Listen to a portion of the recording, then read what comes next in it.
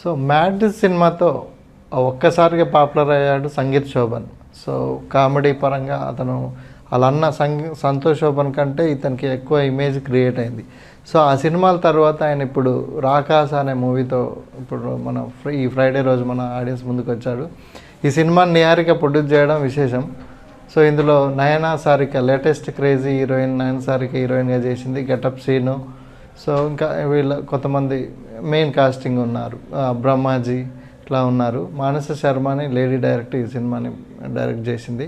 So thriller, కొంత family thriller, suspense, comedy, fantasy ఎలిమెంట్లు ఇట్లా అన్నీ మిక్స్ అయ్యి చేసిన సినిమా ఇది. ఈ మూవీ ఎట్లా ఉంది ఏంటి అనేది చూస్తే, సో ముందుగా కథ గురించి చూసినప్పుడు, సో సంగీత్ శోభను ఫారెన్ నుంచి ఊరు వస్తాడు. ఒక అమ్మాయిని, ఊర్లో ఒక అమ్మాయిని ప్రేమిస్తాడు. ఆ అమ్మాయి ఈయన్ని పెళ్లి చేసుకోవాలని వస్తే అప్పటికే అమ్మాయి సెట్ అవుద్ది. డైరెక్ట్ పెళ్లి మండపానికి ఈయన రావాల్సి వస్తుంది.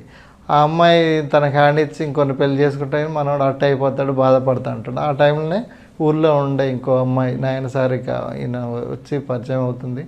ఆల్రెడీ తెలుసు, మళ్ళీ కలిసి ఆయన ఓదార్చే ప్రయత్నం చేస్తాడు. అయితే ఈ క్రమంలో బాగా తాగి, బాధలో ఉండి బాగా తాగి కోట వైపు వెళ్తాడు.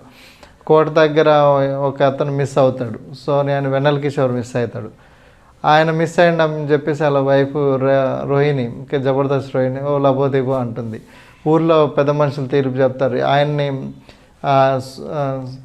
సోముని, వెన్నెల కిషోర్ని సంగీత్ శోభన్ చంపేశాడని చెప్పేసి ఆరోపణతో ఈయన శిక్ష చేస్తారు. ఈయన ఊరు బహిష్కరణ, ఎవరు సపోర్ట్ చేయొద్దు అని చెప్తారు. ఆ టైంలో నయనా సారిక ఇప్పుడు హీరోకి సపోర్ట్ చేస్తారు. ఆయన క్లోజ్ అవుతుంది, కొంచెం లవ్ ఇదంతా నడుస్తుంటుంది. సో ఆ ఊర్లో ఒక మెయిన్ ఆచారం ఏంటంటే, ఊర్లో ఒక పెద్ద కోట ఉంటుంది. ఆ కోటలో ఒక రాక్షసుడు ఉంటాడు. ఆ రాక్షసుడు ఊరి మీద పడితే మొత్తం వల్లకాడ అయిపోతుంది అని చెప్పేసి ఒకటి ఉంటుంది. ఏం చేస్తారంటే ప్రతి ఏడాది ఒకరిని బలికి పంపిస్తారు ఆ కోటలో. సో అట్లా గెటప్ సీన్ని పంపించాల్సి వస్తుంది. గెటప్ సీను మన సంగీత్ శోభన్కి ఫ్రెండు. అరే నా ఫ్రెండ్ బలి ఇవ్వడం ఏంటని బాధలో నేనే పోయి తేల్చుకుంటా అని చెప్పేసి హీరో కోటలోకి పోతాడు. ఆ కోటలోకి పోయినాక ఆయన ఎక్స్పీరియన్స్ ఎలా ఉంది, అందులో నిజంగా రాక్షసుడు ఉండా, అక్కడ వెన్నెల కిషోర్ ఎందుకుండు, గెటప్ సీన్ ఎందుకు వచ్చాడు, నయనా సారిక అందులోకి ఎందుకు వచ్చారు, అసలు ఏముంది, దాని చరిత్ర ఏంటి అనేది ఈ cinema story. So Sangeeth Shobhan అంటే కామెడీ. సో ఈ సినిమా కూడా మొత్తం కామెడీ ట్రాక్ మీద స్టార్ట్ అవుతుంది. ఆయన మార్క్ కామెడీ నుంచి స్టార్ట్ అవుతుంది. ఫస్ట్ కోట హిస్టరీ చెప్తారు, దాని ఎలివేషన్ అదంతా ఒక రేంజ్లో ఉంటుంది.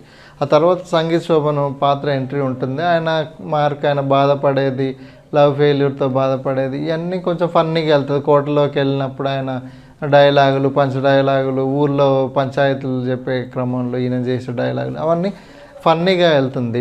ఆ కోటలోకి వెళ్ళాక అసలు కామెడీ ఉంటుంది.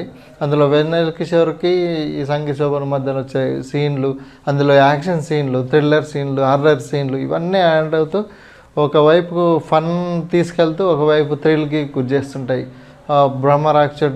రాక్షసు సంబంధించిన సీన్లు, సో వాళ్ళతో ఫైట్ సీన్లు, ఇవన్నీ కొంచెం ఇంట్రెస్టింగ్గా, ఎంగేజ్గా, థ్రిల్లింగ్గా ఇట్లా రోలర్ కోస్టర్గా సాగుతుంది. సో ఫైనల్గా బ్రహ్మరాక్షని వీళ్ళు ఎలా ఎదుర్కొన్నారు. సో ఈ నలుగురు, ఇప్పుడు సంగీత్ శోభన్, వెన్నెల కిషోర్, గెటప్ సీన్, నయనా సారిక ఆ కోటలో ఎలాంటి సంఘటనలు ఫేస్ చేశారు, సో ఊరికి విముక్తి ఎలా చేశారు అనేలాగా మూవీ కన్క్లూజన్ ఉంటుంది.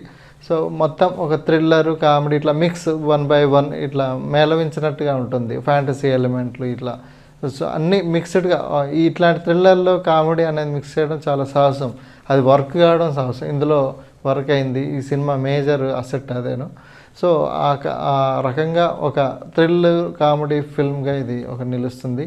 మంచి ఫన్ ఫిల్ము, ఎలాంటి గ్లామర్ సైడ్ అట్లే ఉండదు, నీట్గా ఉంటుంది, క్లీన్గా ఉంటుంది. చిన్నపిల్లలు భయపడే ఛాన్స్ ఉంది, కానీ ఫ్యామిలీ ఆడియన్స్ అయితే మంచిగా ఎంజాయ్ చేస్తారు. ఎలాంటి అంచనాలు లేకుండా పోయి చూస్తే ఈ సమ్మర్కి మంచి కామెడీ ఎంటర్టైనర్ మూవీ ఈ రాకాస అవుతుంది. ఈ సినిమాతో నిహారిక ఇంకో మరో ఇట్టు కొట్టిందని చెప్పొచ్చు ఆమె, ఎందుకంటే మంచి కంటెంట్ ఉన్న సినిమాలు చేస్తుంది. కమిటీ కుర్రాలు మంచి హిట్ సినిమా, దానికి అవార్డులు వచ్చాయి. ఇప్పుడు ఈ సినిమాతో కూడా ఆమెకి మరో ఇట్టు పడిందని చెప్పడంలో ఏమాత్రం అతిశయోక్తి లేదు.